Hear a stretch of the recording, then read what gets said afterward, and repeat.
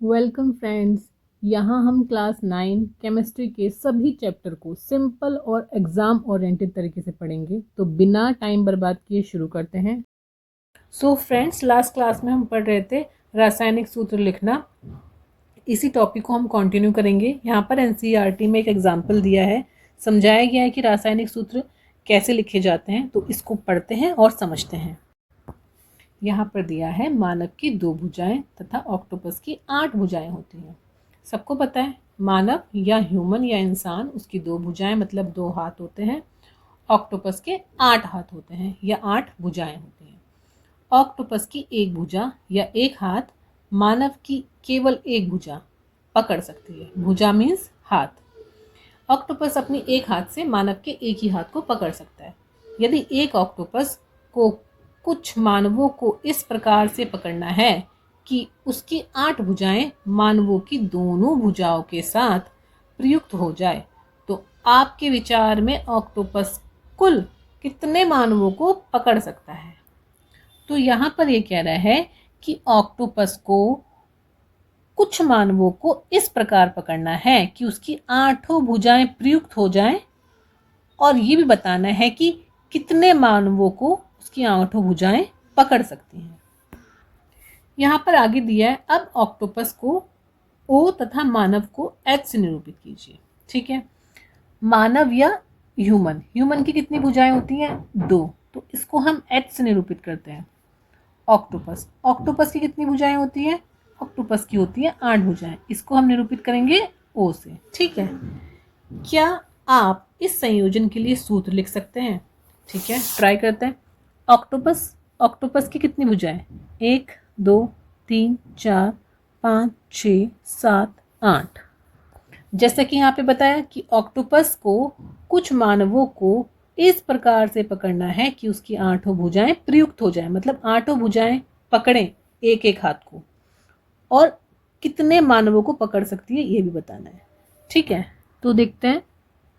एक मानव की 2 भुजाएं ने ऑक्टोपस के दोनों हाथ पकड़े, फिर दूसरे मानव की 2 भुजाओं ने ऑक्टोपस के दोनों हाथ पकड़े, फिर तीसरे मानव या ह्यूमन की दोनों भुजाओं ने ऑक्टोपस के दोनों हाथ पकड़े, फिर चौथे मानव ने ऑक्टोपस के दोनों हाथ पकड़े। तो हमने क्या देखा? एक ऑक्टोपस है, उसके 8 हाथ हैं, और इनको पकड़ने के लिए कितने ह्यूमन लगे? 4। 1 2 3 4। यहाँ पर आगे दिया है, क्या आप OH4 को सूत्र के रूप में प्राप्त करेंगे? हाँ, प्राप्त करेंगे। OH4 में O क्या है? ऑक्टोपस, और H क्या है? मानव या ह्यूमन। तो 4 क्या है? 4 मानव। 1 2 3 4। तो OH4 को हमने सूत्र के रूप में लिख लिया, क्योंकि ऑक्टोपस कितने थे? 1। ह्यूमन कितने हैं? 4। तो हमने H को 4 बार नहीं लिखा, यहाँ पे 4 नंबर लिख दिया और H एक बार लिख दिया। आगे दिया है, पदांक 4 ऑक्टोपस द्वारा पकड़े गए मानवों की संख्या को प्रदर्शित करता है। हाँ, जो 4 नंबर है वो ये बताता है कि ऑक्टोपस की 8 भुजाओं को पकड़ने के लिए 4 मानव लगे। तो इस तरह हमने समझा कि कैसे रासायनिक सूत्र को लिख सकते हैं ऑक्टोपस और ह्यूमन के एग्जाम्पल से। आगे दिया है, सारणी 3.6 में कुछ सरल एवं बहुपरमाणुक आयनों की संयोजकताएं दी हैं। संयोजकता के बारे में हम और अधिक जानकारी अगले अध्याय में प्राप्त करेंगे। ठीक है, ये संयोजकता हम सारणी 3.6 में लास्ट वीडियो में देख चुके हैं, और अगले अध्याय मतलब अगले चैप्टर में इसको पढ़ेंगे संयोजकता के बारे में। ठीक है, नेक्स्ट चैप्टर में पढ़ लेंगे। यहाँ पर आगे दिया है, रासायनिक सूत्र लिखते समय आपको निम्न नियमों का पालन करना चाहिए। आयन की संयोजकता अथवा आवेश संतुलित होना चाहिए। कोई भी आयन है, उसकी संयोजकता या आवेश संतुलित या बैलेंस होना चाहिए। आयन के आवेश या संयोजकता का संतुलित होने से मतलब है, कोई भी कंपाउंड या यौगिक, जब कोई भी कंपाउंड या यौगिक बनता है तो उस पर जो कुल चार्ज होता है वो बराबर होना चाहिए, मतलब पॉजिटिव चार्ज और निगेटिव चार्ज बराबर होना चाहिए, स्थिर होना चाहिए, तभी यौगिक बनता है। जैसे कि मैग्नीशियम पर +2 चार्ज है, तो इसकी संयोजकता है +2। ऑक्सीजन पर -2 चार्ज है, तो इसकी संयोजकता है -2। ये दोनों बराबर हो गए, इसलिए यौगिक बना मैग्नीशियम ऑक्साइड। तो ये यहाँ पे कह रहा है कि आयन की जो संयोजकता है वो संतुलित होनी चाहिए, बैलेंस होनी चाहिए, बराबर होनी चाहिए, तभी यौगिक स्थिर बनता है। यहाँ पर नेक्स्ट नियम है, जब एक यौगिक किसी धातु एवं अधातु के संयोग से निर्मित होता है, संयोग से मतलब धातु और अधातु से मिलकर निर्मित होता है, बनता है, निर्मित होता है मतलब बनता है, तो धातु के नाम अथवा उसके प्रतीक को रासायनिक सूत्र में पहले लिखते हैं।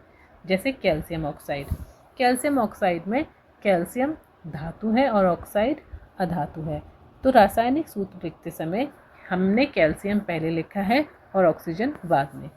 आगे दिया है sodium chloride, iron sulphide, copper oxide इत्यादि, जहाँ पर ऑक्सीजन, क्लोरीन, सल्फर अधातु हैं तथा उन्हें दाईं तरफ लिखते हैं, जबकि कैल्शियम, सोडियम, आयरन, कॉपर अधातु हैं तथा उन्हें बाईं तरफ लिखते हैं।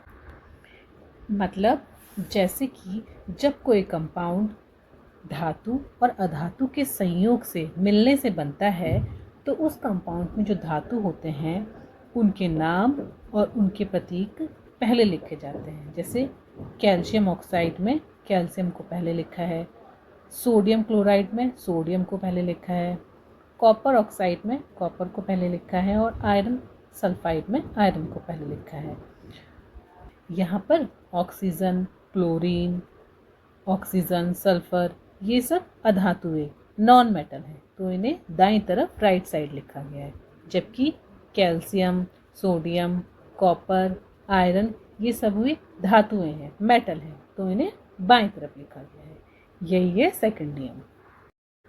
यहाँ पर नेक्स्ट रासायनिक सूत्र लिखने का नियम है, बहुपरमाणु आयनों द्वारा निर्मित यौगिकों में आयनों की संख्या दर्शाने के लिए आयन को कोष्ठक में लिखकर आयन की संख्या कोष्ठक के बाहर लिखते हैं। उदाहरण के लिए MgOH का होल ट्वाइस मैग्नीशियम हाइड्रोक्साइड। यदि बहुपरमाणु आयन की संख्या 1 होती है तो कोष्ठक का प्रयोग नहीं करते। उदाहरण के लिए NaOH, ये एक लाइन नेक्स्ट पेज पे है तो मैंने यहाँ बता दिया। कहने का मतलब है जब कोई बहुपरमाणु आयन एक से ज़्यादा बार आता है, for example magnesium hydroxide, magnesium hydroxide में OH एक से ज़्यादा बार आ रहा है, मतलब 2 बार आ रहा है, तो OH को लिखने के लिए पहले कोष्ठक का उपयोग किया, कोष्ठक के बाहर संख्या लिखी 2।